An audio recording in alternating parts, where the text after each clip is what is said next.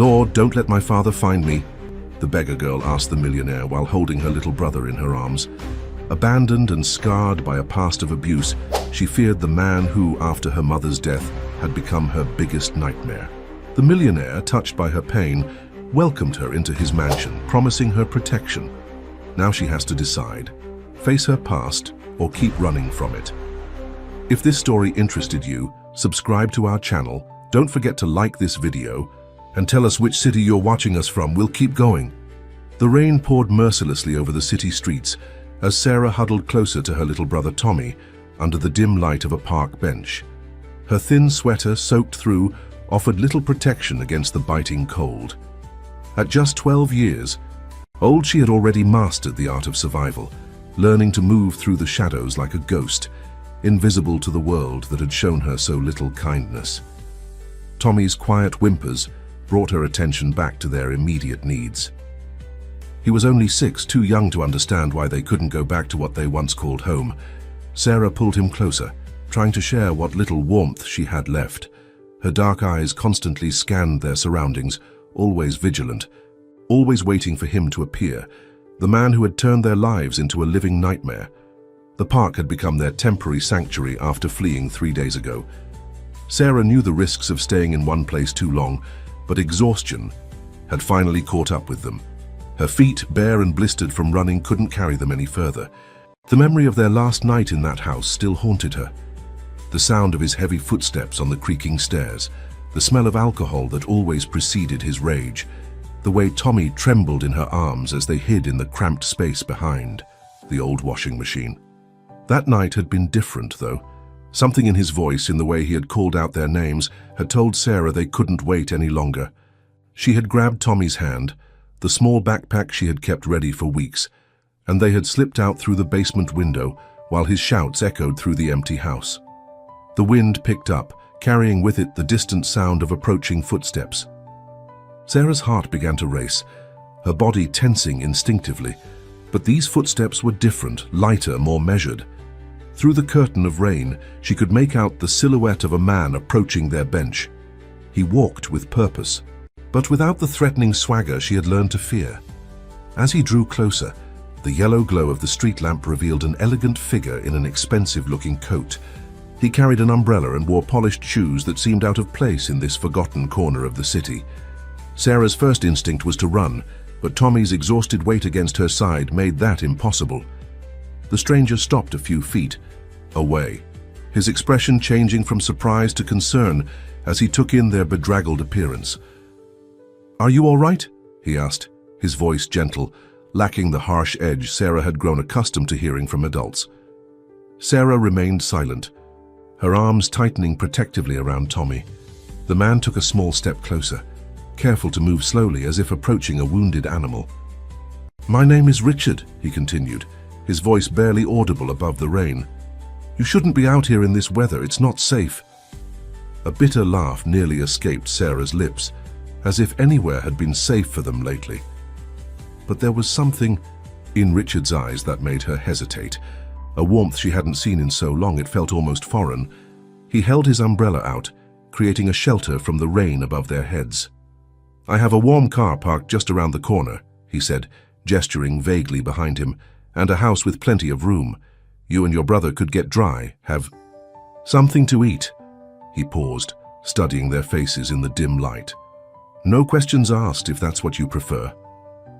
Tommy stirred against her side, looking up at the stranger with a mixture of hope and fear that broke Sarah's heart. She knew they couldn't stay on the streets forever. The man they were running from would never stop looking for them here. Maybe, just maybe, this was the chance they needed. But trust didn't come easily to Sarah anymore. She had learned the hard way that kindness often came with a price. As if reading her thoughts, Richard took a step back, creating more space between them. "I understand if you're scared," he said softly, "but sometimes we need to take a leap of faith to change our lives." The rain continued to fall around them, but Sarah barely noticed it anymore. She was lost in thought, weighing their options, calculating risks like she had learned to do far too young. Tommy's quiet voice broke. Through her deliberation, "I'm cold." "Sarah?" Those 3 words made the decision for her. Whatever risks lay ahead couldn't be worse than watching her brother suffer through another night in the rain. Slowly, cautiously, she stood up, helping Tommy to his feet. Richard's face softened, with relief, but he remained where he was, allowing them to approach him at their own pace. "There's a blanket in the car," he said, pointing toward a sleek black vehicle parked under a streetlight. "And I know a great place that makes hot chocolate, if you're interested." As they walked toward the car, Sarah kept her guard up, memorizing every detail of their surroundings, planning escape routes out of habit. But for the first time in what felt like forever, she allowed herself to feel something dangerous: hope. What she didn't know then was that this moment, this simple decision made on a rainy night, would change not only their lives, but also the life of the lonely millionaire who had found them. The real challenge, however, was just beginning. Because sometimes the hardest part isn't running away from your past. It's learning to trust in a future you never dared to imagine. The mansion loomed before them like something out of a fairy tale, its windows glowing warmly against the night sky. Sarah stood in the marble foyer, water dripping from her clothes onto the polished floor, while Tommy gaped at the crystal chandelier hanging above them. Richard moved ahead, flicking on lights that illuminated spaces larger than their entire old house. "The kitchen's this way," he said, leading them through corridors lined with paintings that probably cost more than Sarah could imagine. "Mrs. Reynolds, my housekeeper, always keeps some soup ready. She'll be here in the morning, but for now we can manage." Sarah remained silent, taking in every detail of their surroundings. The house was immaculate, everything in its place, but there was something lonely about its perfection. No family photos on the walls, no signs of life beyond the carefully arranged furniture and artwork. It reminded her of the model homes she used to peek into during open houses, back when she and Tommy needed warm places to hide on cold afternoons. The kitchen was a marvel of stainless steel and marble, with appliances Sarah didn't even recognize. Richard moved efficiently through the space, heating soup and pulling fresh bread from a bread box. The domesticity of his actions seemed at odds with his expensive suit and carefully maintained appearance. "Please, sit," he gestured to the bar stools at the kitchen island. Tommy climbed up immediately, but Sarah hesitated, standing close enough to grab her brother if needed. Richard noticed but didn't comment, simply placing bowls of steaming tomato soup in front of them both. "I should introduce myself properly," he said, leaning against the counter at a respectful distance. "I'm Richard Anderson. I own a technology company downtown." He paused, watching as Tommy carefully spooned soup into his mouth. "And you are?" Sarah weighed her options. Their first names wouldn't give away much. "I'm Sarah. This is Tommy." Her voice was barely above a whisper, unused after days of enforced silence. Richard nodded, not pushing for more information. "There are guest rooms upstairs, several of them. You can choose whichever ones you like. There are also clean clothes in the closets. Mrs. Reynolds keeps them stocked for visitors, though I rarely have any." The admission of loneliness in his voice caught Sarah's attention. She studied him more carefully now. The slight slump in his shoulders when he thought they weren't looking, the way his eyes lingered on Tommy's innocent enjoyment of the soup, the careful distance he maintained, even in his own home. "Why are you helping us?" The question escaped before she could stop it, her suspicion getting the better of her careful silence. Richard's expression shifted, becoming more serious. "Because someone once helped me a long time ago when I needed it most." He moved to the sink, rinsing his hands even though he hadn't touched anything. "And because no child should have to sleep in the rain." Tommy finished his soup and looked up at Richard with wide eyes. "Do you live here all alone?" A sad smile crossed Richard's face. "Most of the time, yes, my work keeps me busy." He straightened up, adjusting his tie in what seemed like a nervous gesture. "But perhaps it's time for that to change."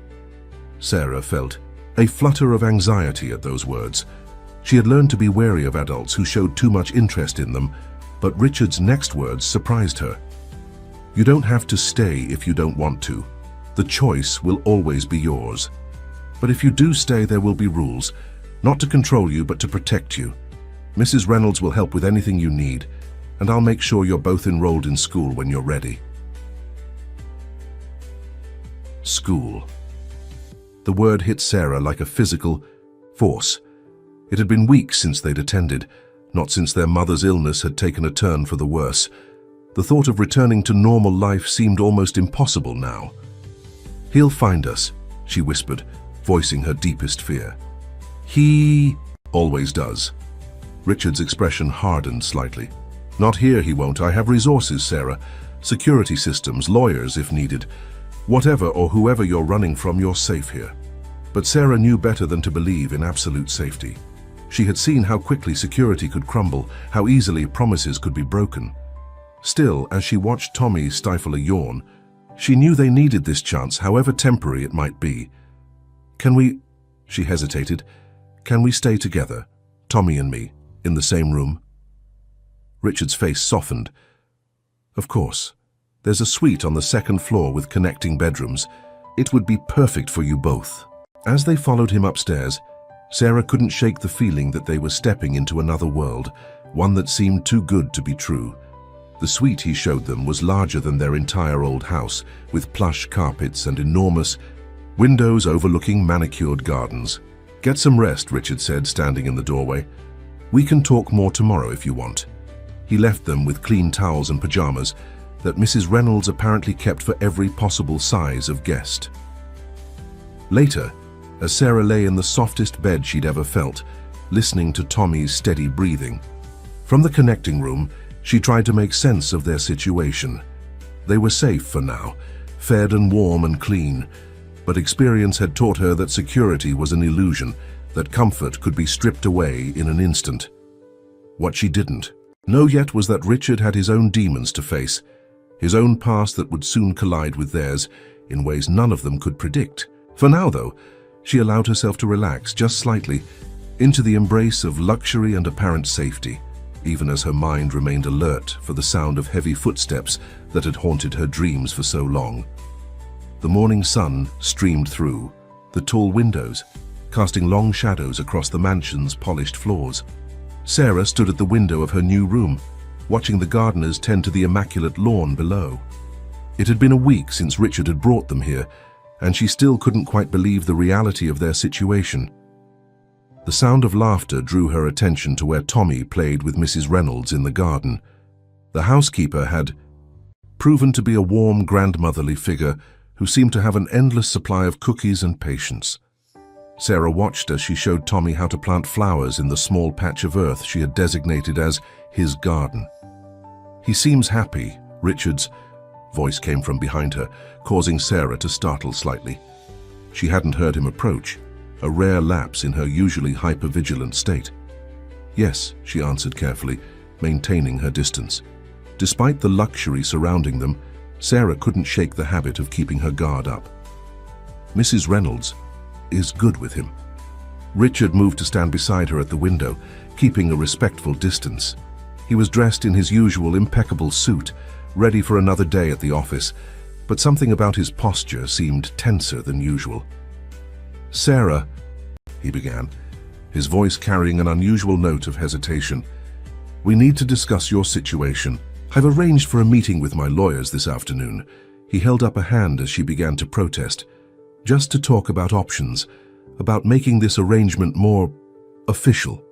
Sarah's heart began to race. Official meant paperwork. Paperwork meant questions, and questions meant their past catching up with them.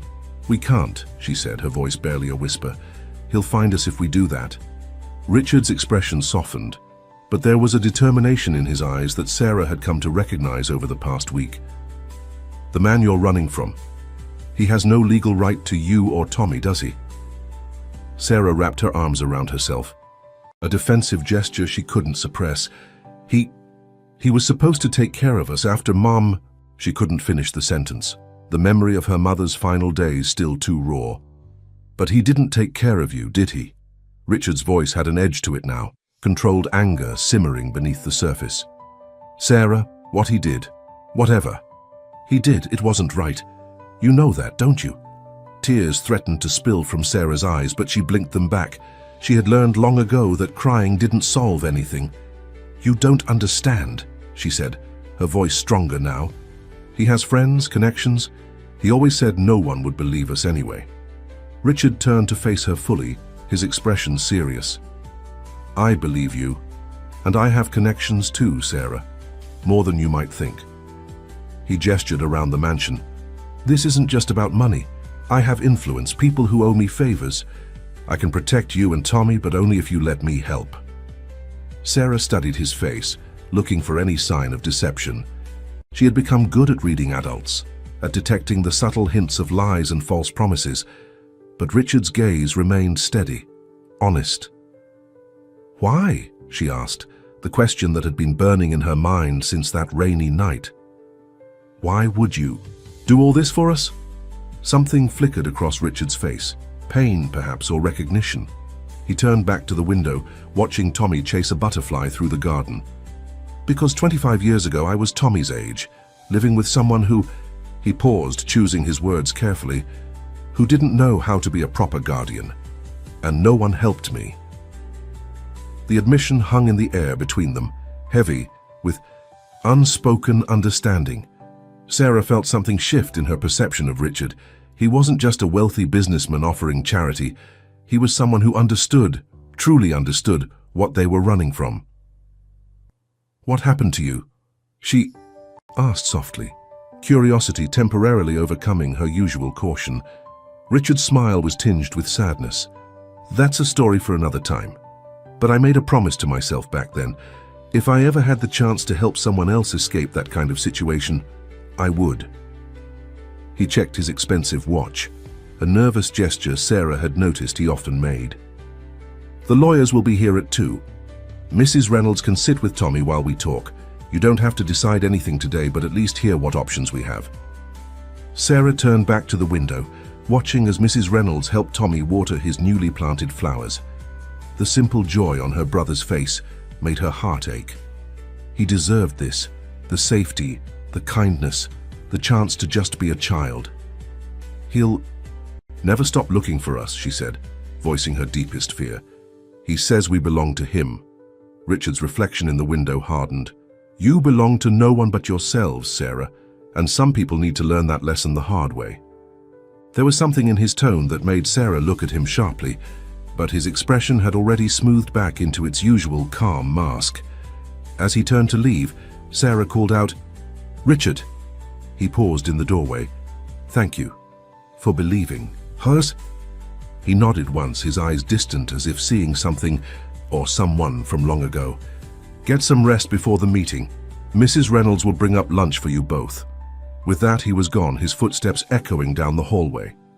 Sarah remained at the window, her mind racing with possibilities and fears.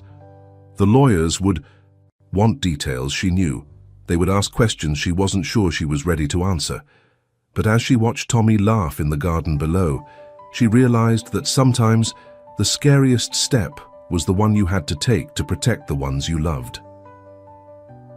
The law office occupied the entire top floor of one of downtown's most prestigious buildings. Sarah sat rigid in a leather chair that probably cost more than everything she had ever owned, while Richard spoke quietly with 2 sharp-dressed lawyers by the window. The city sprawled out below them, a maze of streets and buildings that suddenly seemed very small. "Sarah," Richard's gentle voice pulled her from her thoughts, "Mrs. Chen and Mr. Patterson would like to ask you a few questions. Is that okay?" Sarah nodded stiffly, her hands clasped tightly in her lap. Mrs. Chen, a woman with kind eyes behind elegant glasses, sat across from her while Mr. Patterson remained standing, taking notes on a tablet. "Sarah," Mrs. Chen began, her voice soft, but professional, "we want to help make sure you and Tommy stay safe. But to do that, we need to understand your situation better. Can you tell us about the man you were living with?" Sarah's throat felt dry. She glanced at Richard, who had taken a seat nearby, close enough to offer support but far enough to give her space. He nodded encouragingly. "His name is Frank Miller," she said, the name feeling like poison on her tongue. He was supposed to be our guardian after Mom got sick." The words came slowly at first, then faster, like a dam breaking. He worked at the factory downtown. He said he was Mom's friend, that he'd take care of us. But after she was gone, he changed. Mr. Patterson's fingers moved swiftly across his tablet, recording every word. Mrs. Chen's expression remained neutral, but her eyes were gentle. How did he change, Sarah? Sarah's fingers twisted in the fabric of her new dress, one of many Mrs. Reynolds had bought for her. He started drinking more. He'd come home late, angry about everything. He'd yell at Tommy for making noise, even when Tommy was just playing quietly. He'd grab us, shake us. She stopped, the memories threatening to overwhelm her. Did he ever hurt you in other ways, Mrs. Cheney? Asked carefully. Sarah nodded, unable to speak for a moment. From the corner of her eye, she saw Richard's hands clench into fists, though his face remained calm. He said nobody would believe us if we told, Sarah continued, her voice barely above a whisper. He said we belonged to him now, that he could do whatever he wanted. He had friends at the police station. He made sure we knew that. Mr. Patterson cleared his throat.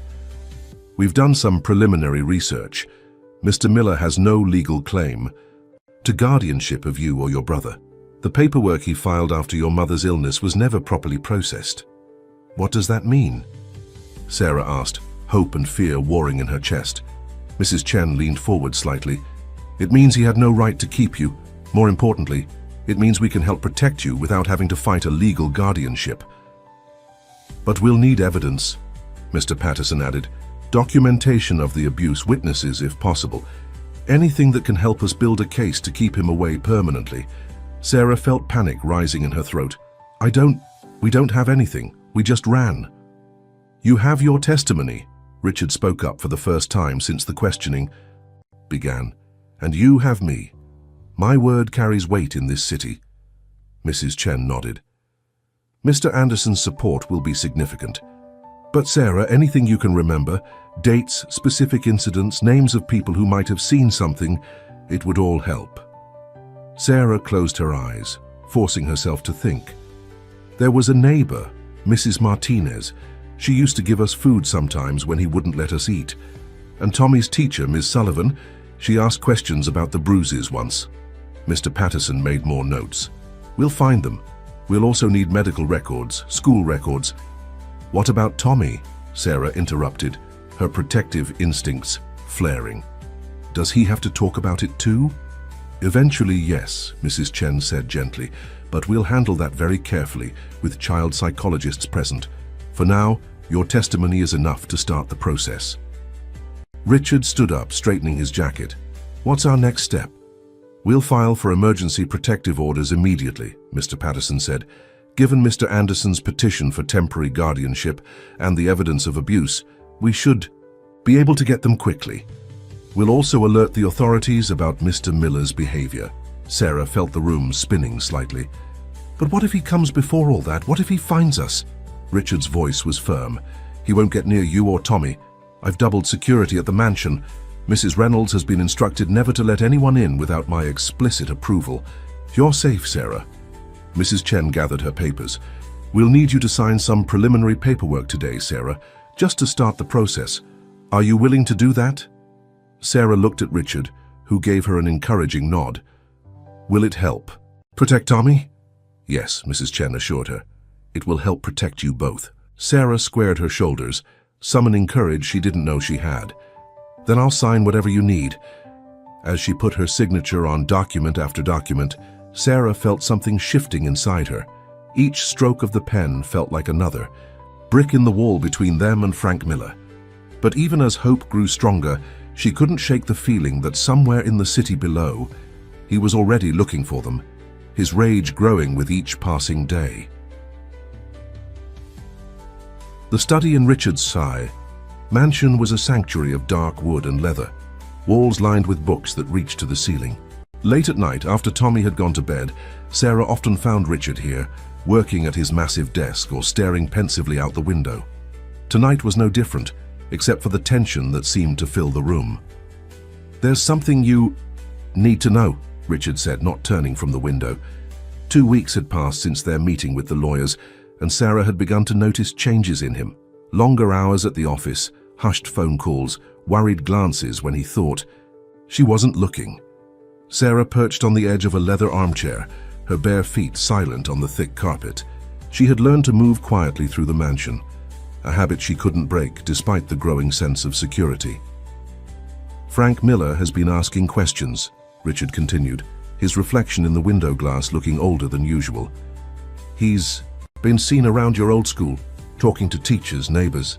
He turned to face her, his expression grave. "He's looking for you both systematically." Sarah's heart began to race, but she forced herself to remain calm. "How do you know?" "I have people watching him," Richard admitted. "Private investigators, security teams. I needed to know what we're dealing with." He moved to his desk, picking up a folder she hadn't noticed before. "But that's not all they found." Sarah watched as he struggled with whatever he was about to say. In the past weeks, she had learned to read his expressions, to understand the subtle shifts in his demeanor that betrayed his emotions. "Frank Miller isn't who he claims to be," Richard said finally. "His real name is Francis Millerton.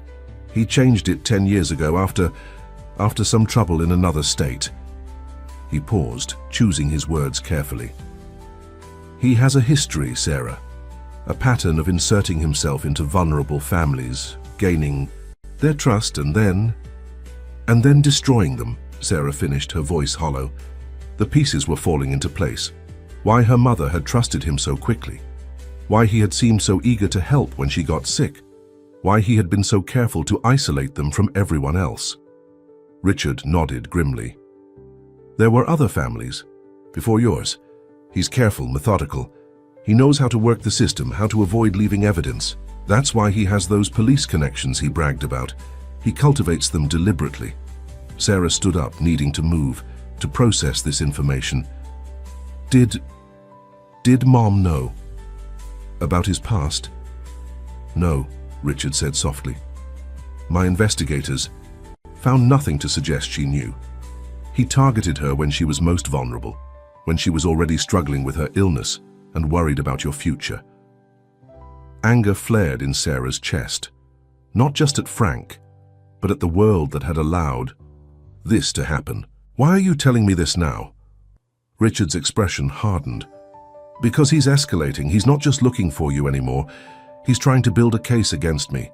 He's spreading rumors, suggesting I kidnapped you both, that I'm the one who should be investigated."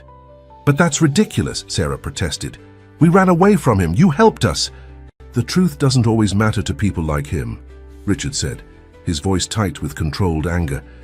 "They know how to twist facts, how to play on people's prejudices. A wealthy single man taking in 2 children? He's trying to make it look suspicious." Sarah felt the floor shifting beneath her feet. Everything they had built here, the safety they had found, suddenly seemed fragile. "What do we do?" Richard moved around the desk, kneeling before her chair to meet her eyes. "We fight. But to do that effectively, I need you to tell me everything. Sarah, every detail you can remember about your time with him, no matter how small or seemingly unimportant." Sarah hugged herself, old memories threatening to surface. Some things are hard to talk about." "I know," Richard said gently. "But tomorrow, a child psychologist is coming to talk with you and Tommy. Dr. Elizabeth Carter. She specializes in helping children who have been through trauma. She'll help you both process what happened, and everything you tell her will help build our case against him." "Tommy too?" Sarah asked, protective instinct flaring. "He's so young." He's finally starting to smile again. Richard nodded. "Dr. Carter knows how to work with children his age. She'll make it feel like play, not an interrogation. But Sarah," he hesitated, "we need to document everything. Every bruise, every threat, every time he made you feel afraid. It's the only way to ensure he can never hurt anyone else again." Sarah stood by the window, looking out at the darkened gardens below. Somewhere out there, Frank was plotting, scheming, trying to tear apart the fragile piece they had found. But this time she wasn't alone. This time she had someone in her corner who understood the game Frank was playing. "There's something else," Richard said, his voice taking on an odd tone. "Something in his past that connects to my own history. I'm still piecing it together. but I think there's a reason he's fighting so hard to get to you both, a reason beyond his usual pattern. Sarah turned to face him, seeing the struggle in his eyes. What do you mean? Richard ran a hand through his perfectly styled hair, a rare gesture of discomfort. 25 years ago, when I was in a situation similar to yours, I think he was involved somehow. I can't prove it yet, but the coincidences are too strong to ignore. The revelation hung in the air between them, adding another layer of complexity to their already complicated situation. Sarah felt a chill run down her spine as she realized that their story was more intertwined with Richard's past than any of them had imagined. Whatever happens, Richard said firmly, I won't let him hurt you or Tommy, but we need to be prepared. Sarah, the fight ahead won't be easy, and it won't just be in the courtroom. Are you ready for that? Sarah looked at her reflection in the window, seeing not the scared girl who had huddled on a park bench in the rain, but someone stronger, someone who had survived. Yes, she said, her voice steady. I'm ready to fight. Dr. Elizabeth Carter's office was designed to put children at ease, with soft colors and comfortable furniture scattered throughout. Sarah watched through a one-way mirror as Tommy sat on a plush rug, building a tower with wooden blocks, while talking animatedly with the doctor. From this angle, he looked almost like his old self again, the happy, carefree child he had been before everything changed. He's doing remarkably well, Dr. Carter had told her earlier after their own intense session. Children are resilient, Sarah. With the right support, they can overcome tremendous challenges. Now standing beside Richard in the observation room, Sarah felt torn between pride in Tommy's strength and fear for what was to come. The morning's newspaper lay on a table nearby, its headline making her stomach churn. Tech mogul under investigation. Questions arise about children in his care. The article is just the beginning, Richard said quietly, his eyes fixed on Tommy and Dr. Carter. Frank's starting his campaign to discredit me. He's trying to paint himself as the concerned guardian, searching for his missing wards. Sarah's hands clenched into fists. But he has no right to us. You said so yourself, the guardianship papers were never properly filed. Legal rights don't matter in the court of public opinion, Richard replied, his voice tight. He's playing on people's natural suspicions, their tendency to believe the worst about those with wealth and power.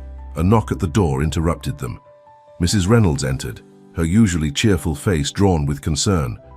Mr. Anderson, the reporters are gathering at the mansion gates. They're demanding statements about the newspaper article. Richard's jaw tightened. Already? He's moving faster than we anticipated. He turned to Sarah. We need to get you and Tommy home through the private entrance. Mrs. Reynolds will take you while I handle the press. No, Sarah said firmly, surprising herself with her own conviction. I want to help. Those reporters, they're writing about us, about our lives. Shouldn't they hear the truth from someone who lived it? Richard studied her face carefully. Sarah, facing the press means exposing yourself. Once your story is public, there's no taking it back. Are you sure you're ready for that? Before she could answer, Tommy's voice came through the speakers from the other room. He was telling Dr. Carter about his new garden at Richard's house, about the flowers he had planted with Mrs. Reynolds. His voice was full of joy and hope, emotions Sarah had feared she might never hear from him again.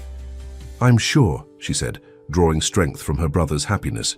Frank tried to silence us for so long, made us believe no one would listen. Maybe it's time someone did. Richard's expression softened with pride and concern. We'll need to be strategic about this.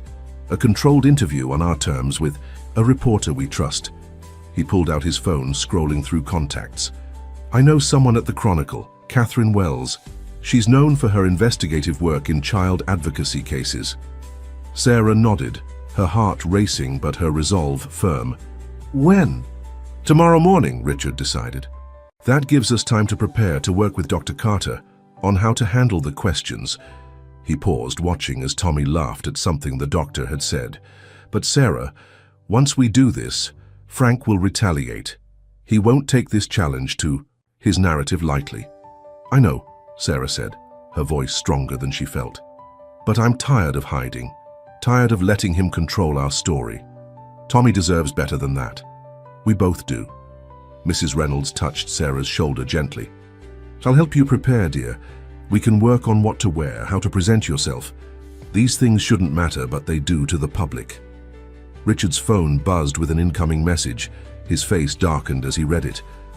Frank's just filed a formal complaint with Child Protective Services. He's requesting an immediate investigation into your living conditions at the mansion. Sarah felt her stomach drop. Can they take us away? No, Richard said firmly. We have too much documentation, too many professionals already involved in your case. But it means we'll have visitors, social workers, investigators. They'll need to interview you both, inspect the house, evaluate my fitness as a guardian. Takisu. Weight of what they were facing settled over the room. Through the window, Tommy continued playing, oblivious to the storm gathering around them. Sarah watched him, drawing strength from his innocence, his resilience. Whatever it takes, she said, meeting Richard's eyes. We'll do whatever it takes to keep him safe. Richard nodded, his expression resolute. Tomorrow we start fighting back, not just for you and Tommy, but for every child Frank has ever hurt. He looked down at his phone again, his face troubled. But Sarah, there's something else you should know. My investigators just found a connection between Frank and my past, something that explains why he's fighting so hard to get to you both. Sarah held her breath, waiting for the revelation that would change everything they thought they knew about their situation. The mansion's library had become a war room, its elegant wooden tables covered with documents, photographs, and newspaper clippings. Richard stood before a large whiteboard he'd had installed, connecting red strings between various pieces of information. Sarah sat in one of the leather armchairs, trying to process what he had just told her.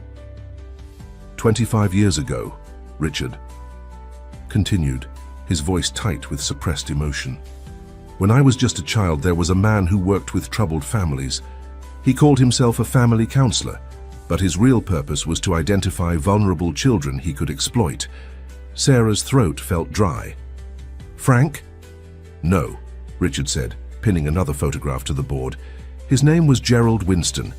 He worked with a network of people who would insert themselves into broken families, gain their trust, and then he paused, collecting himself. Frank Miller, or Francis Millerton, was one of his protégés. The revelation hit Sarah like a physical blow. So when you said you recognized something in our situation, I recognized the pattern, Richard finished.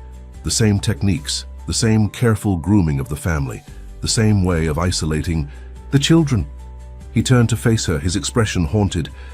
When I saw you and Tommy that night in the rain, something felt familiar. I didn't understand why until my investigators made the connection. Sarah stood up, moving closer to the board. Among the photographs and documents, she saw newspaper clippings from decades ago. Stories about missing children, troubled families, investigations that went nowhere. What happened to Gerald Winston? Richard's face hardened. He disappeared 20 years ago, just when authorities were closing in. But his network and his methods, they lived on through people like Frank. He pointed to a series of photographs showing different men, different cities, but the same predatory pattern. They're careful, methodical. They choose families where the children are already vulnerable. Single parents, illness, financial troubles. Like us, Sarah whispered, remembering how Frank had first appeared in their lives, offering help when their mother's illness had left them desperate. Yes, Richard said softly. But Sarah, there's more. He hesitated, then pulled out a folder from his desk. My investigators found something in Gerald Winston's old records, a list of families he was targeting before he disappeared. He opened the folder, revealing yellowed, papers covered in handwritten notes. Your mother's name was on it. Sarah felt the room spin slightly. But that's impossible. Mom would have only been a teenager then. Exactly, Richard said, his voice grim. He was playing the long game, identifying vulnerable young people who might one day become single parents, keeping track of them over years. He ran a hand through his hair, a gesture Sarah had come to recognize as a sign of deep distress. Frank didn't randomly choose your family, Sarah. He was following a plan set in motion decades ago. The implications were staggering. Sarah sank back into her chair, trying to make sense of it all. But why? Why go to all that trouble? Richard's expression darkened. Control, power. These men, they don't just want to hurt children. They want to shape them, mold them into what they want them to be. He paused, struggling with his next words. Some of the children they targeted, they were groomed to become part of their network. Horror washed over Sarah as she understood what he was saying. You think Frank was trying to make you and Tommy like him? Yes. Richard's voice was barely controlled. But that's not going to happen. We're going to stop this cycle, Sarah. Not just for you and Tommy, but for all the other children they might target. A knock at the door interrupted them. Mrs. Reynolds entered, looking worried. Mr. Anderson, the reporter from the Chronicle, is here and... She hesitated. There's something else. A package was just delivered. It's from him. Richard's posture stiffened. Frank? Mrs. Reynolds nodded, holding out a plain brown envelope. It was left at the gate. Security checked it. No dangerous materials. Richard took the envelope carefully, as if it might bite. Inside was a single photograph and a handwritten note. Sarah watched as all color drained from his face. Richard? She asked, fear creeping into her voice. What is it? He handed her the photograph with trembling hands. It showed a much younger Richard, perhaps 12 or 13, standing next to a man she didn't recognize. But something about the man's smile, his possessive hand on young Richard's shoulder, made her skin crawl. Gerald Winston, Richard said quietly. The man who tried to do to me what Frank tried to do to you. The note was simple, written in an elegant hand that somehow made its message even more chilling. You can't protect them, Richard. You couldn't even protect yourself. Sarah looked up at Richard, seeing for the first time not just their protector, but a fellow survivor. He's trying to scare us. Richard nodded, his jaw set. Yes, but he's made a mistake. He's shown his hand too early. He turned back to the board, pinning up the photograph and the note. He thinks this will weaken us, make us doubt ourselves, but he's wrong. Sarah stood beside him, looking at the evidence of decades of calculated evil spread out before them. What do we do now? Now, Richard's voice was steel. Now we use this. The reporter from the Chronicle isn't just here for your story anymore. She's here to help us expose everything. The whole network, the decades of manipulation, all of... He looked at Sarah, his eyes fierce with determination. Are you still ready to fight? Sarah thought of Tommy playing in his garden, finally feeling safe. She thought of all the other children out there, marked by predators like Frank and Gerald Winston, waiting to be exploited. Her voice was steady when she answered, more than ever. Catherine Wells had the kind of face that made people want to tell her their secrets. Sitting in Richard's sunlit conservatory, her notebook open before her, she listened intently as Sarah began to share her story. The morning light filtered through the glass ceiling, creating patterns on the marble floor that Tommy traced with his toy car, supervised by Mrs. Reynolds in the corner. Take your time, Catherine said gently, after Sarah paused during a particularly difficult part of her narrative. We want to get this right. Richard stood by the window, his protective presence a constant reminder that Sarah wasn't alone anymore. She took a deep breath and continued, describing how Frank had first entered their lives, how he had seemed like an answer to their prayers when their mother's illness had left them desperate for help. He knew exactly what to say, Sarah explained, her voice stronger now. He talked about how he had helped other families, how he could make sure Tommy and I stayed together. Mum was so worried about what would happen to us. She wanted to believe him. Catherine nodded, taking careful notes. And after your mother's illness progressed, did his behavior change? Sarah glanced at Tommy, making sure he was absorbed in his play. Yes, it started small at first. Stricter rules, harsher punishments for tiny mistakes. He would say it was for our own good, that he was teaching us discipline. She swallowed hard. Then the drinking got worse, and with it, his temper. May I ask about the night you decided to leave? Catherine's voice was gentle but professional. Sarah closed her eyes briefly, remembering. He came home earlier than usual that night.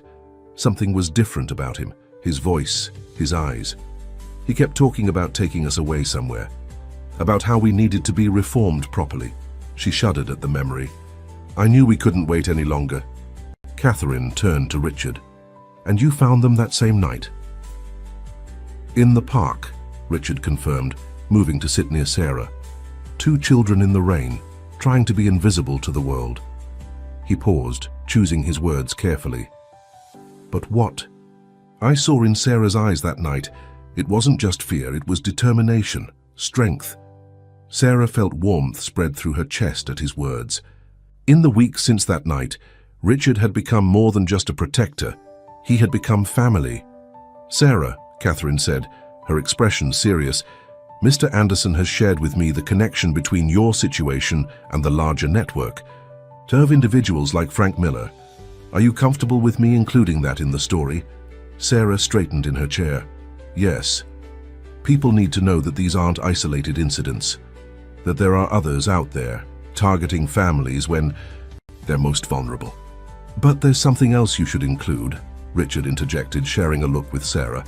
Something we discovered just yesterday.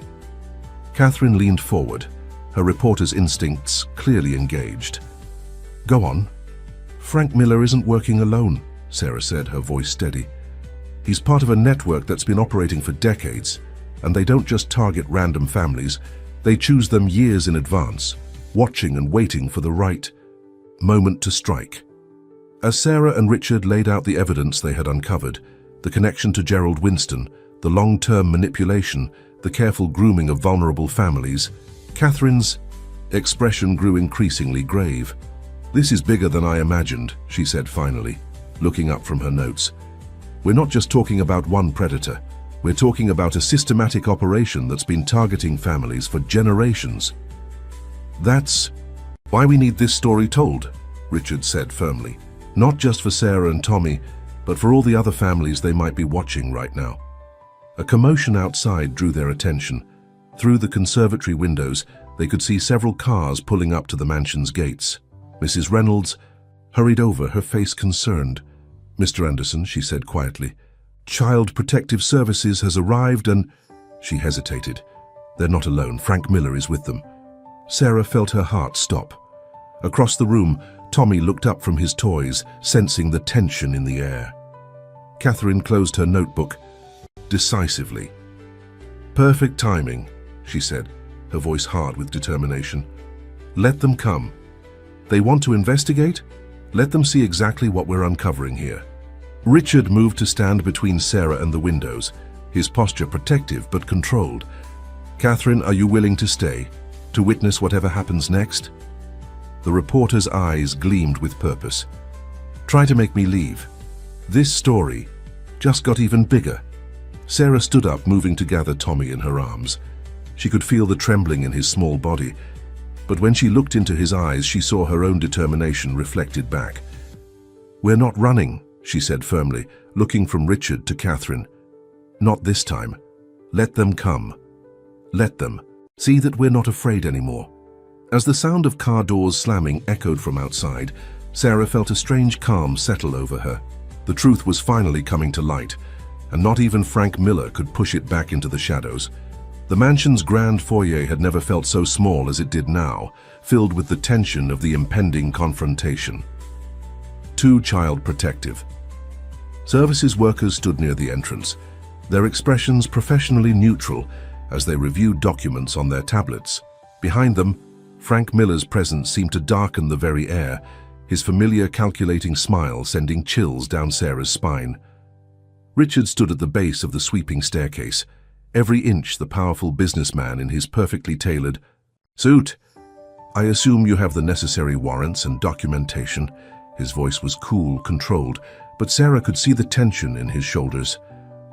Everything's in order, Mr. Anderson, the senior CPS worker, a woman who had introduced herself. As Ms. Parker replied, we're here to conduct a welfare check on Sarah and Thomas Miller, following serious allegations about their living conditions and the circumstances of their removal from their legal guardian. Former guardian, Catherine Wells interjected. From her position near the study door, her reporter's notebook now replaced by a digital recorder. "I believe you'll find Mr. Miller's guardianship was never properly established." Frank's smile didn't waver, but his eyes hardened. "Now, there's no need for hostility. I'm simply concerned about the children's well-being." His gaze fixed on Sarah, who stood protectively in front of Tommy. "Sarah, sweetheart, you know I've only ever wanted what's best for you both." The familiar, patronizing tone, the false concern, it all hit Sarah like a physical blow. But this time, something was different. This time, she wasn't a helpless child trying to survive his manipulation. "Best for us?" Sarah's voice rang, out clear and strong in the foyer. "Like when you locked us in the basement for 2 days because Tommy cried too much? Or when you told the school I fell down the stairs when you were the one who pushed me?"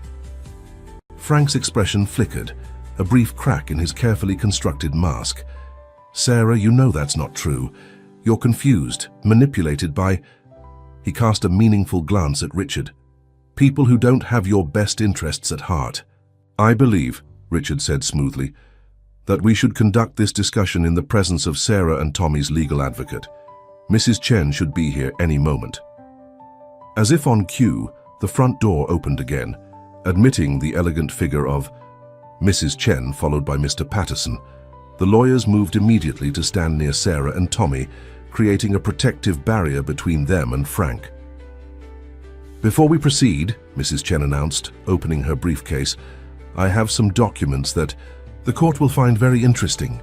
She pulled out a thick folder, including evidence of Mr. Miller's previous identities and his connection to a larger network of child exploiters.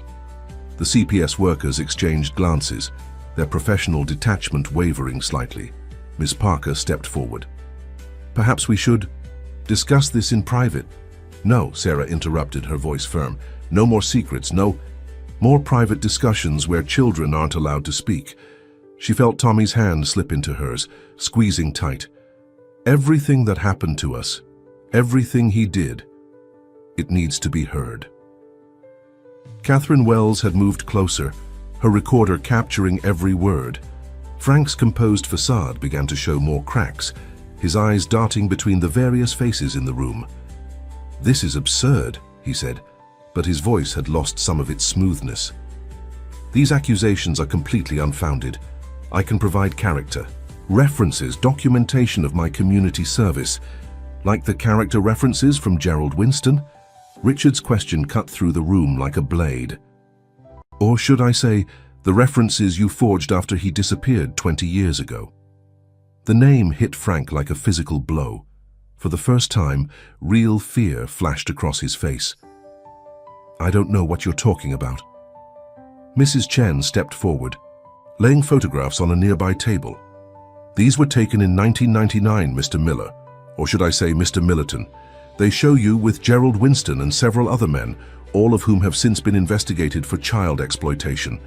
The CPS workers moved closer to examine the photographs. Ms. Parker's professional mask slipped further as she studied them. "These will need to be verified." "They already have been," Mr. Patterson said, producing another document, along with evidence of Mr. Miller's systematic targeting of vulnerable families across 3 states. "The FBI has been very interested in this information." Frank's composure cracked completely, his face contorted with rage as he took a step toward Sarah. "You ungrateful little..."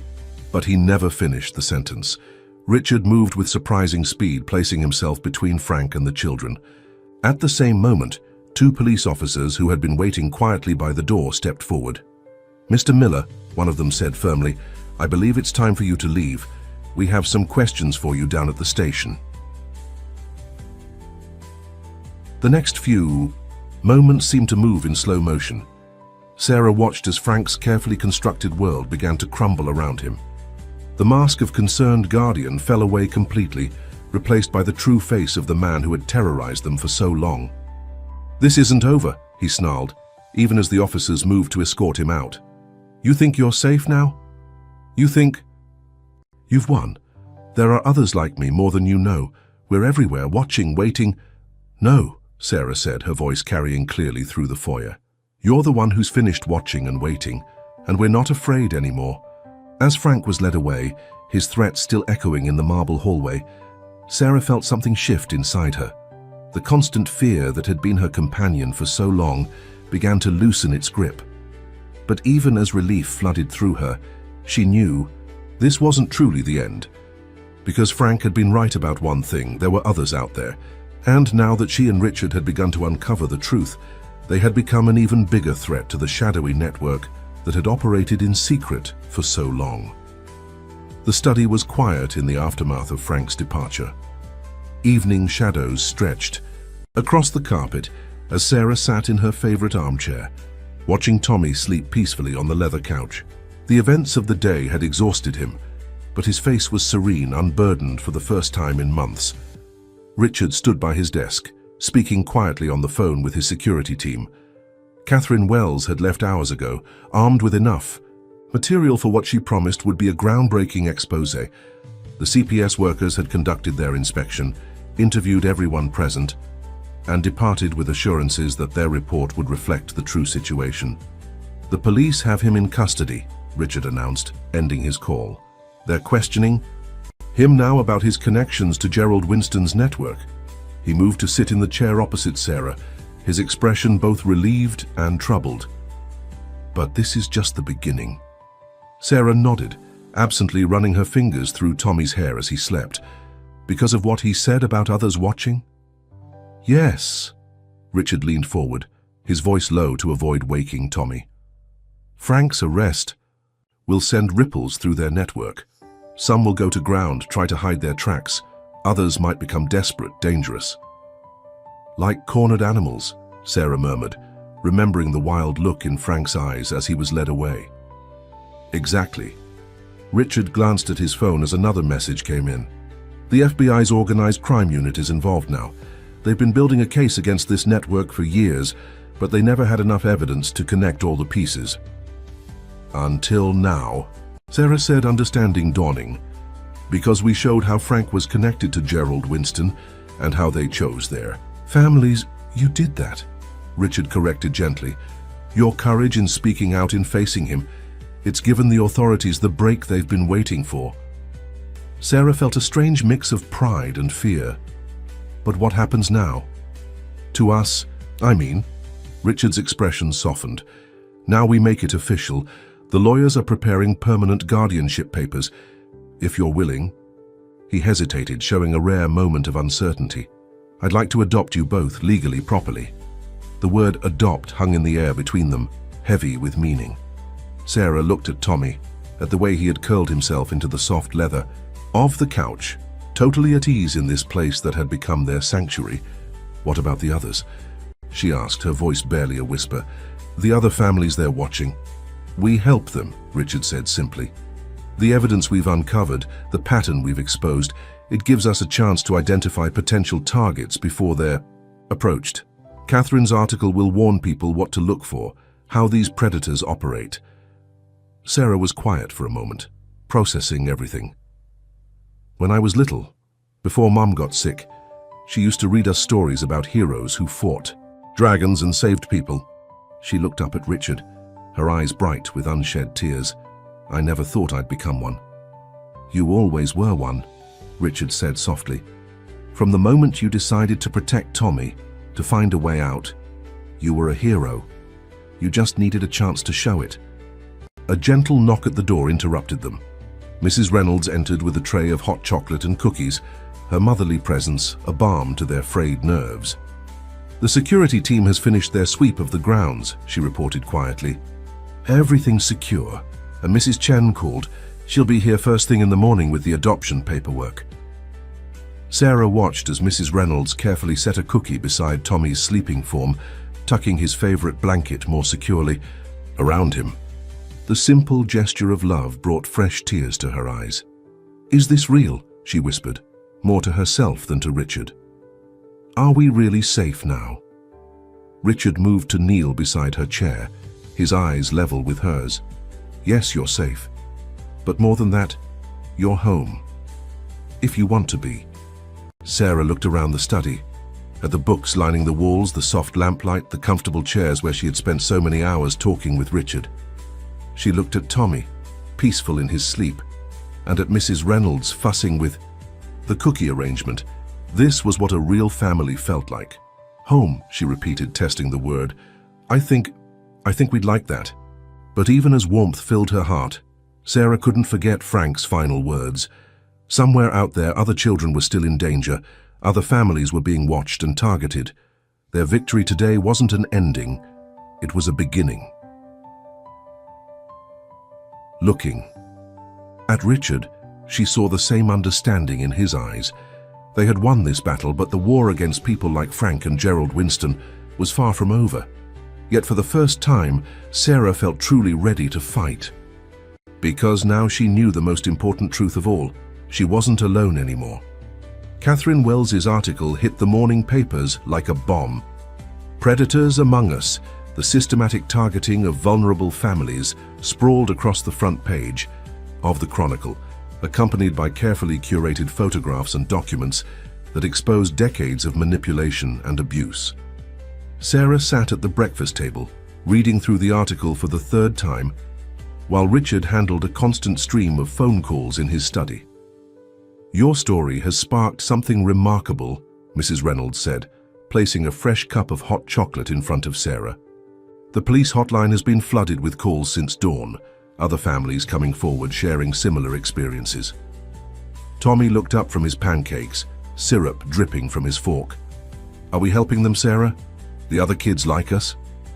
Sarah reached across the table to wipe a smudge of syrup from his cheek. Yes, Tommy, we're helping them by telling the truth. The sound of Richard's footsteps drew their attention to the doorway. He looked tired but determined, his usual impeccable appearance slightly rumpled after hours of calls. The FBI just contacted me, he announced, accepting a cup of coffee from Mrs. Reynolds. They've identified 3 more members of the network. In different states, arrests are being made as we speak. Sarah felt a mixture of relief and anxiety. What about Gerald Winston? Richard's expression tightened. Still no sign of him, but they're following new leads based on the information Frank provided during questioning. He sat down heavily in his chair. He's been talking all night trying to negotiate a better deal for himself. Typical, Sarah muttered, remembering how Frank had always looked out for himself first. He's probably throwing everyone else under the bus to save his own skin. Exactly, Richard agreed, and that's working in our favor. Every name he gives up, every operation he exposes, helps us dismantle more of the network. Mrs. Reynolds cleared her throat delicately. The adoption lawyer called while you were on the phone, Mr. Anderson. She's moved up the hearing date. They want to process everything as quickly as possible, given the circumstances. Sarah's heart skipped a beat. Despite everything they'd been through, the idea of making their family official still felt surreal. Tommy reached across the table to grab her hand, his small fingers squeezing tightly. There's something else, Richard said, his voice taking on a careful tone that immediately put Sarah on alert. The FBI found something in Frank's personal files, something about your mother. Sarah felt her breath catch. What about her? Richard pulled out his phone, pulling up an image. This was taken 15 years ago. He slid the phone across the table. The photograph showed a much younger version of their mother, sitting in what looked like a college classroom. Standing behind her was a face Sarah recognized from other photographs, Gerald Winston. He was her professor, Richard explained gently. Before he disappeared, before he went underground, he marked her then, added her to his list of potential targets. He paused, letting Sarah process this information. Frank didn't randomly choose your family when your mother got sick. He was assigned to you years in advance. The revelation hit Sarah like a physical blow. All this time, she had thought their encounter with Frank had been bad luck, a terrible coincidence, but it had been planned, calculated, set in motion before she was even born. Did Mom know? Tommy asked in a small voice.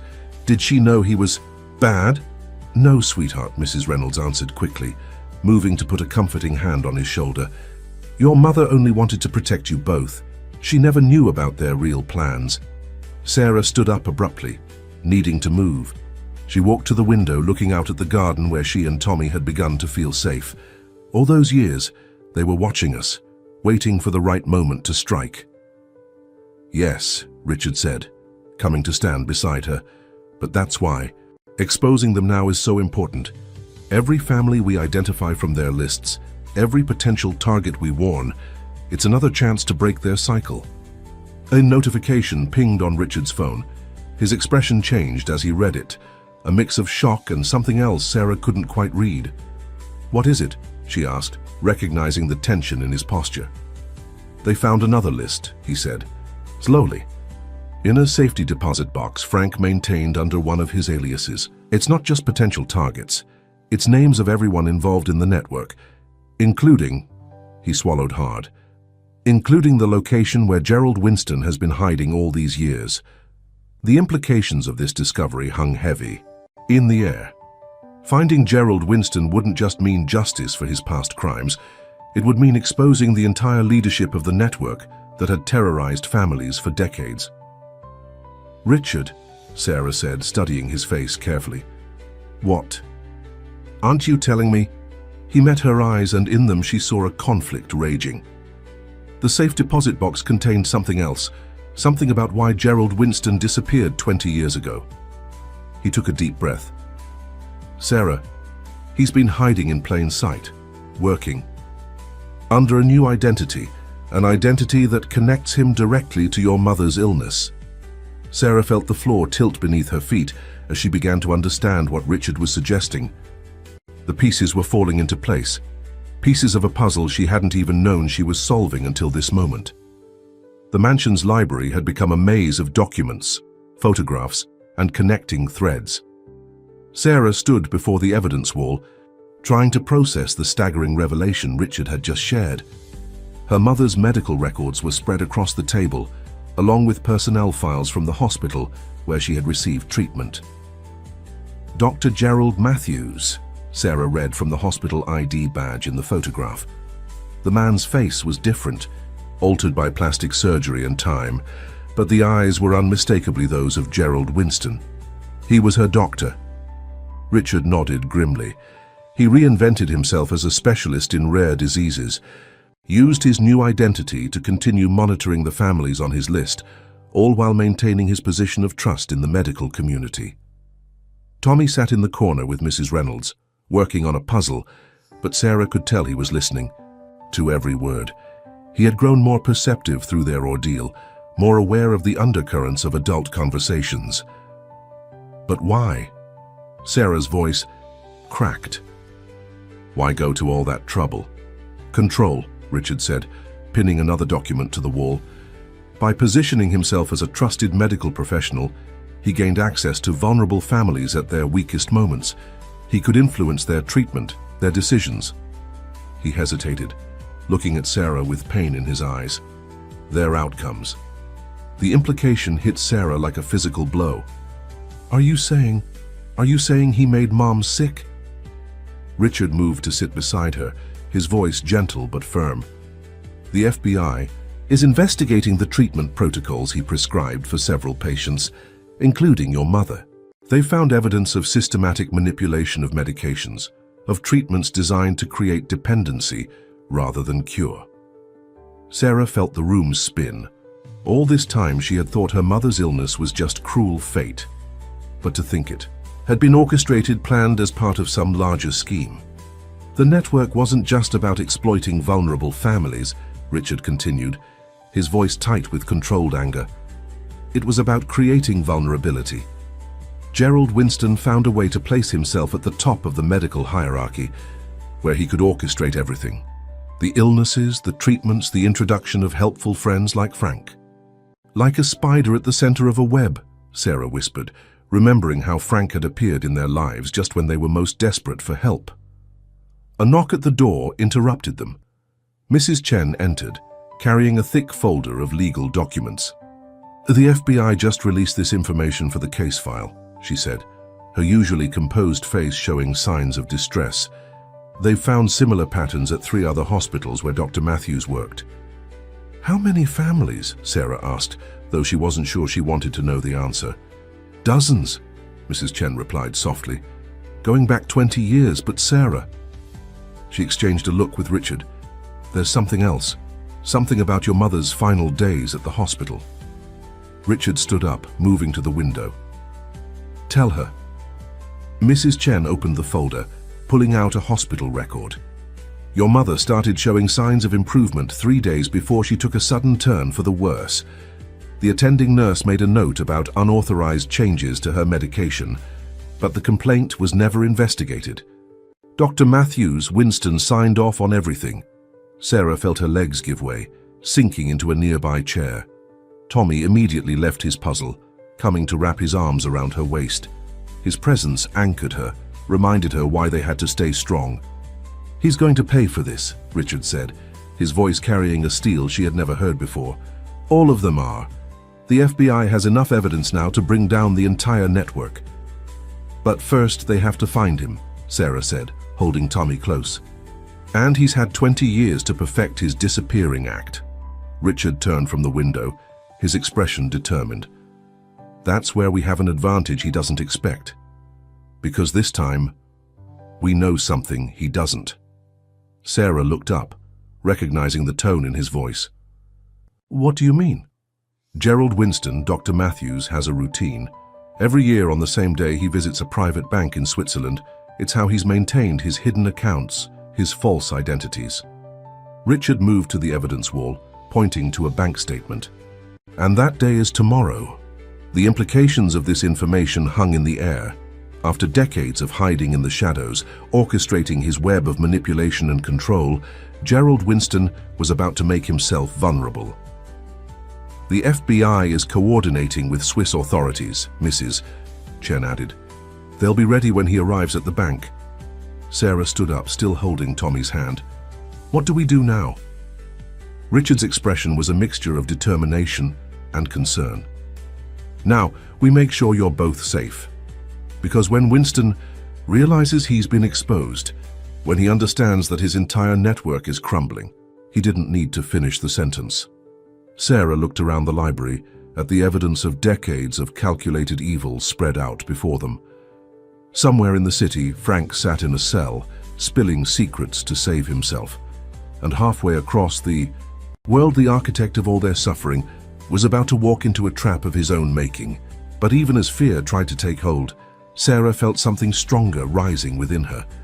A determination to see this through to the end, to ensure that no other family would suffer as they had. Because sometimes the greatest victory isn't just in surviving, it's in making sure you're the last one who has to fight that particular battle.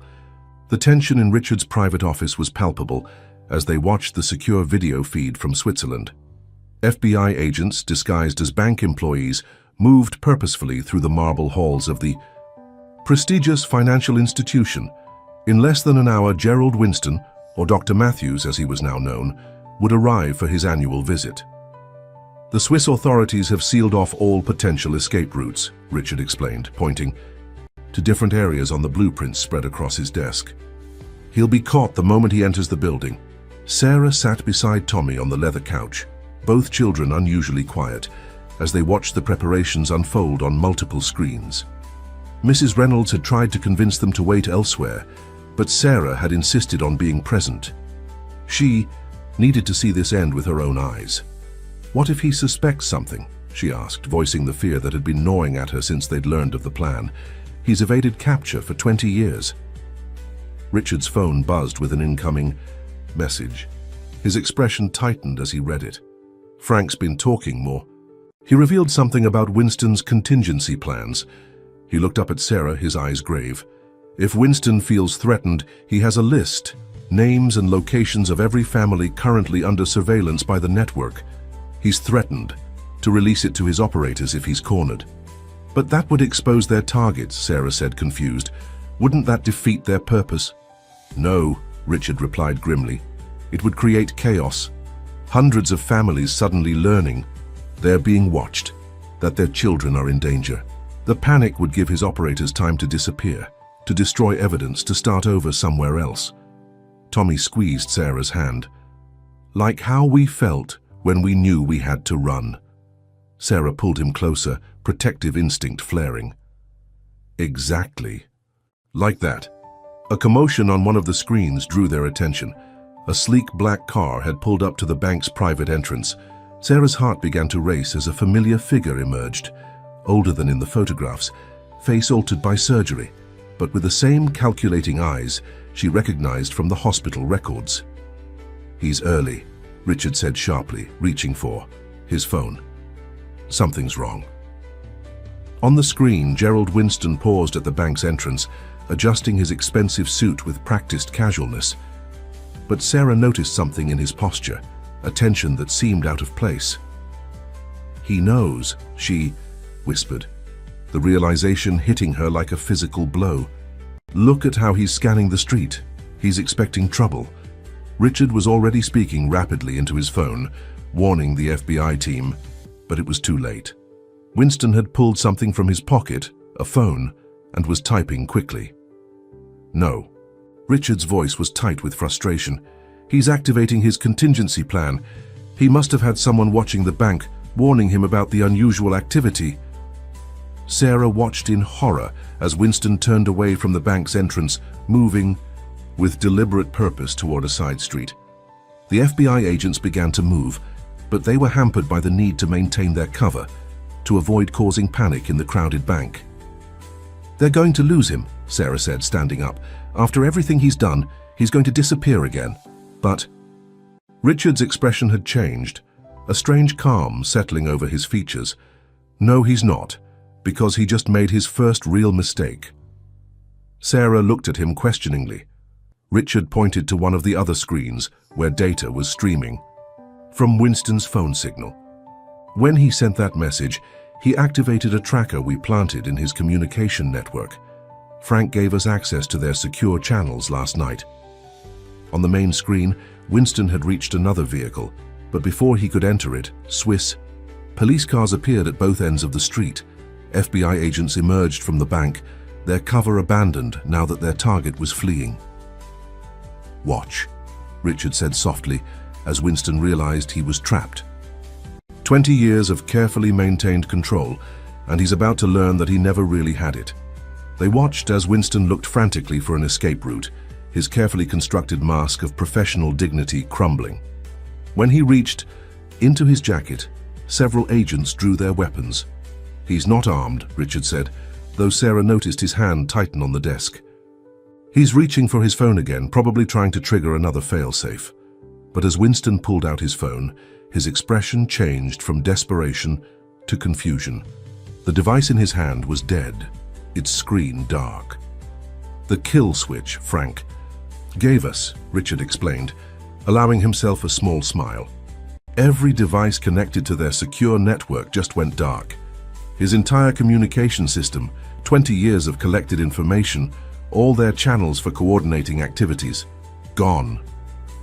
Sarah watched as the FBI agents closed in. Gerald, Winston, the man who had orchestrated so much suffering, who had played with lives as if they were pieces on a chessboard, seemed to shrink before their eyes, his authority and power evaporating like morning mist. "It's really happening," Tommy whispered, his eyes wide as Winston was placed in handcuffs. "They're really catching the bad guys."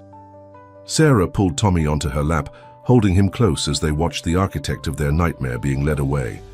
But even as relief flooded through her, she noticed something in Winston's expression that sent a chill down her spine. Just before he was placed in the police car, he looked directly at one of the surveillance cameras and smiled. A small, knowing smile that seemed to say this wasn't over. Richard noticed it too. His phone was already in his hand, dialing quickly.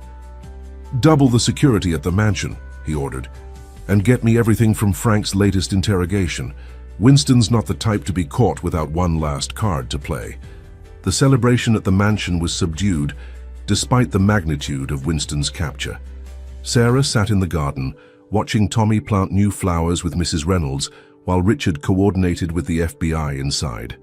The autumn air was crisp, carrying the scent of approaching winter, but Sarah barely noticed the cold. "You should be proud," Catherine Wells said, approaching with 2 steaming mugs of hot chocolate. She had arrived shortly after Winston's arrest, working on a follow-up story to her exposé. "Your courage helped bring down one of the most sophisticated criminal networks in recent history." Sarah accepted the hot chocolate, wrapping her cold fingers around the warm mug. Then why does it feel like we're still waiting for something? Catherine's expression turned serious. Because you're perceptive.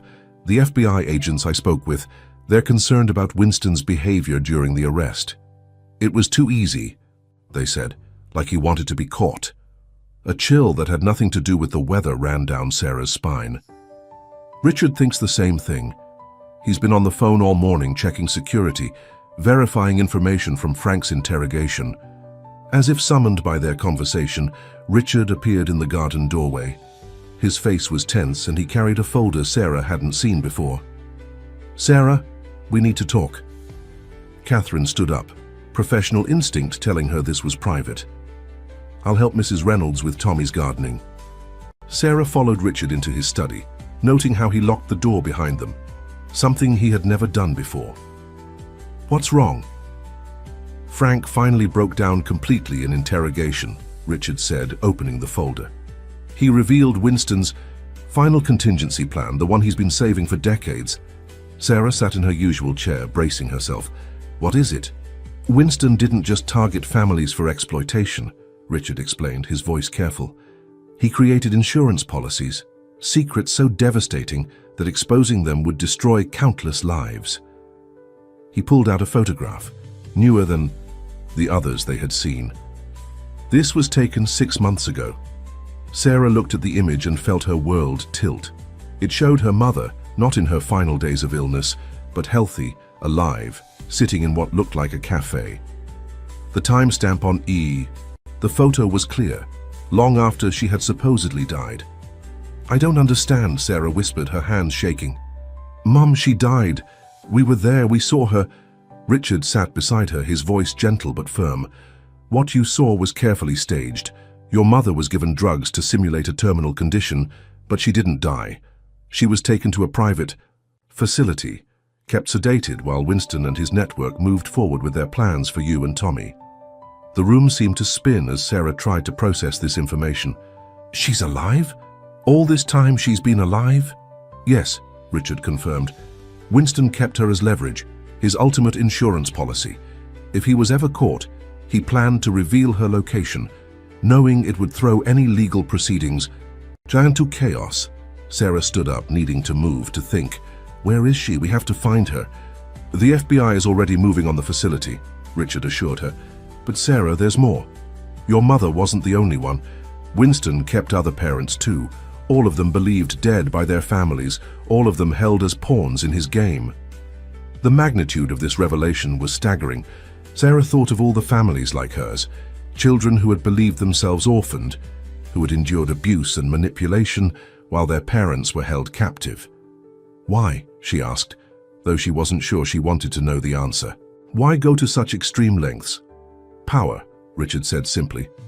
"By controlling these families completely, making children vulnerable through the loss of their parents, then stepping in as saviors, Winston and his network could shape entire generations. They could identify which children might be useful to them in the future, which ones could be molded into new operators for their organization." Sarah felt sick as she remembered Frank's attempts to isolate them, to break their spirits, to make them dependent on him. "They were grooming us." "Yes," Richard confirmed. "But they never counted on your strength, Sarah. You broke their cycle when you ran away with Tommy. And now..." He was interrupted by his phone buzzing urgently. His expression changed as he read the message. "What is it?" Sarah asked, recognizing the look of concern on his face. "The FBI team just reached the facility where the parents were being held," he said slowly. "It's empty. Everyone's gone, the staff, the security, the parents, including your mother." Sarah felt her knees go weak. "Gone? But how?" Winston's smile at the cameras, Richard realized, his voice tight with frustration. "He wanted us to catch him because he knew what it would trigger. The moment he was arrested, someone must have initiated evacuation procedures at the facility." "So we're back to where we started?" Sarah asked, her voice breaking. "After everything, they still win?" Richard stood up, his expression hardening with determination. "No, because this time we know the truth.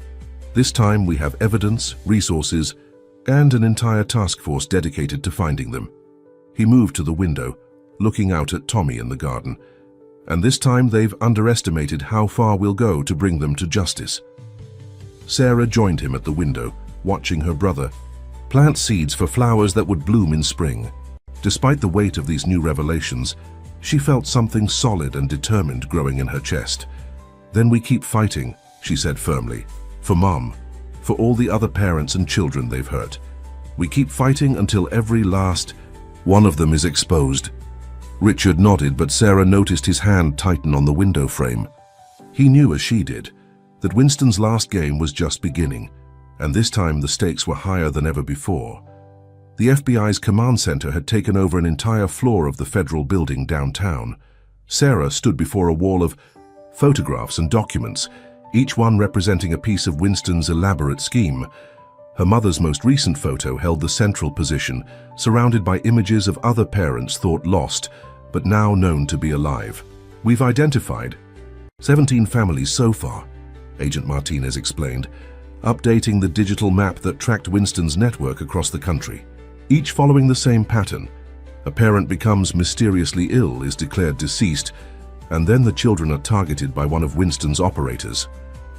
Richard stood beside Sarah, his usual business suit replaced by a more casual outfit that still managed to exude authority. "And you're certain about the facility's location?" "An abandoned private hospital in Montana," the agent confirmed, pulling up satellite imagery. "Remote, self-sufficient, with its own power generation and security systems. But by the time our teams arrived, they had cleared out completely. Professional job, they left nothing behind." Sarah studied the satellite photos, trying to imagine her mother in that isolated place. "How long do you think they had been planning this evacuation?" "Years," Richard answered before Agent Martinez could speak. "Winston doesn't leave anything to chance.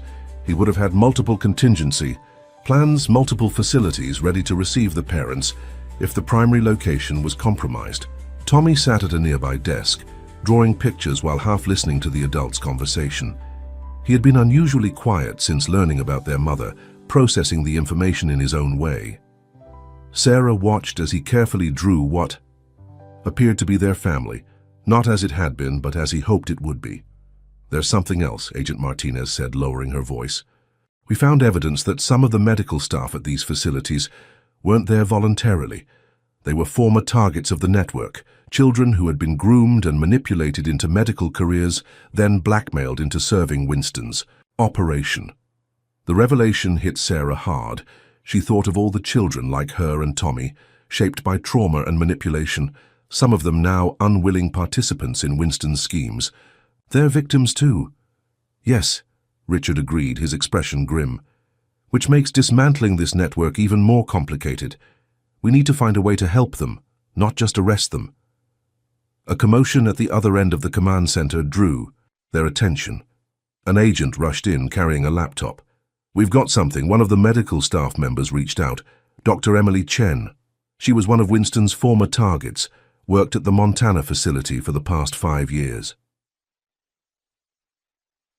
Room erupted into activity as agents gathered around the computer. Dr. Chen's message was displayed on the main screen, a detailed account of the evacuation procedures, including something that made Sarah's heart race, the location of a secondary facility. "It's a trap," Richard said immediately, studying the information. "Winston would never allow this kind of leak unless it served his purposes." "We thought the same thing," Agent Martinez admitted, but Dr. Chen included details that only someone on the inside would know, including personal information about your mother, Sarah. Sarah moved closer to the screen, reading Dr. Chen's words. The description of her mother was painfully accurate.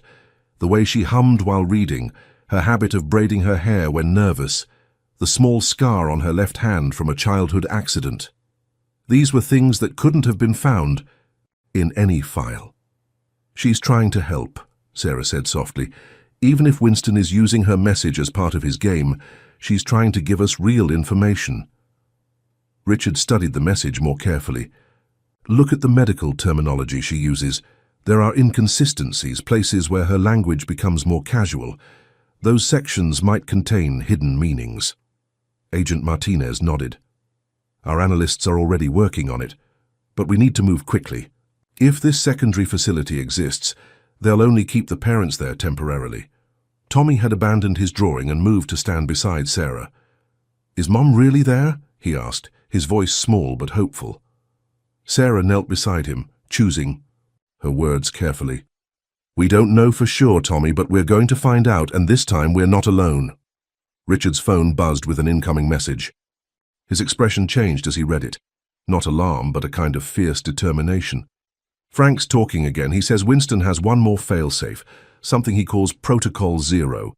If he feels truly cornered, he'll—" He stopped, glancing at Tommy, but Sarah understood. Winston would rather harm the parents than lose control of his operation. The stakes had just become even higher.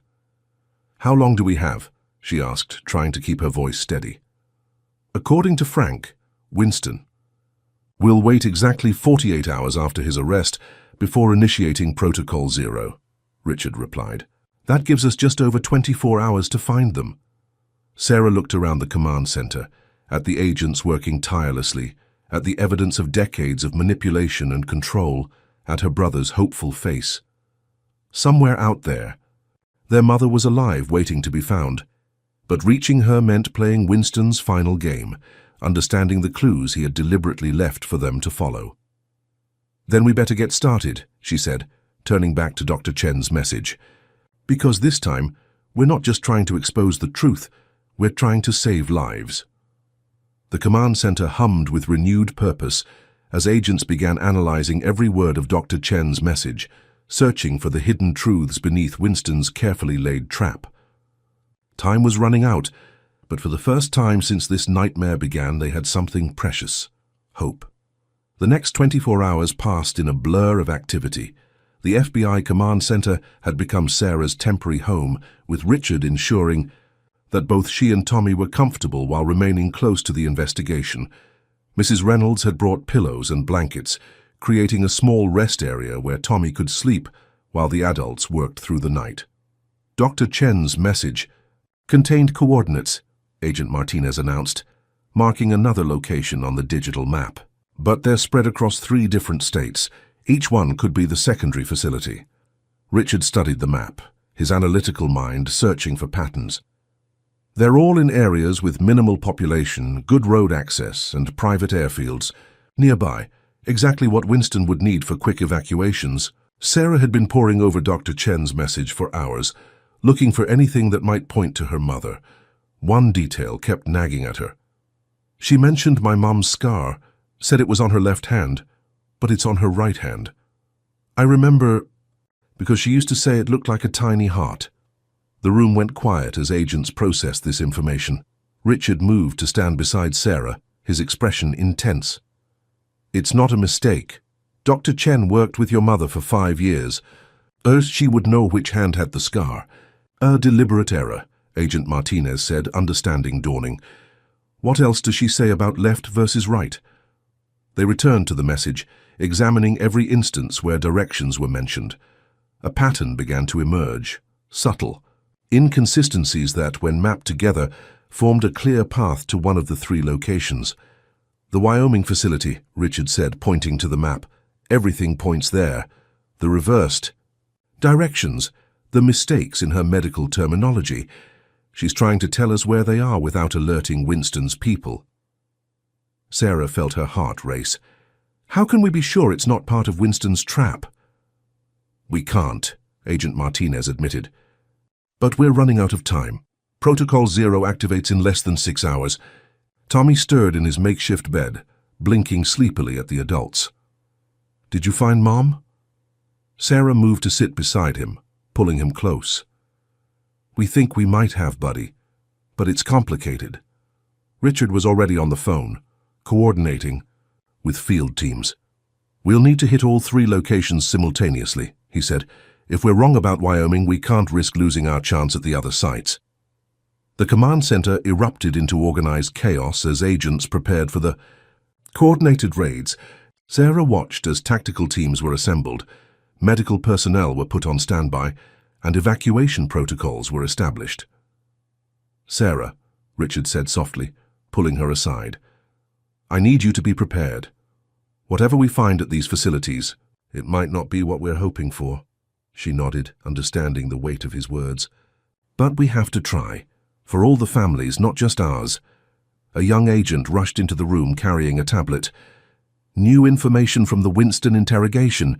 He's talking, but it's strange. He keeps repeating the same phrase. The children always find their way home. Richard's expression changed, a memory surfacing. It's another clue. When I was a child, before I escaped his influence, he used to say that.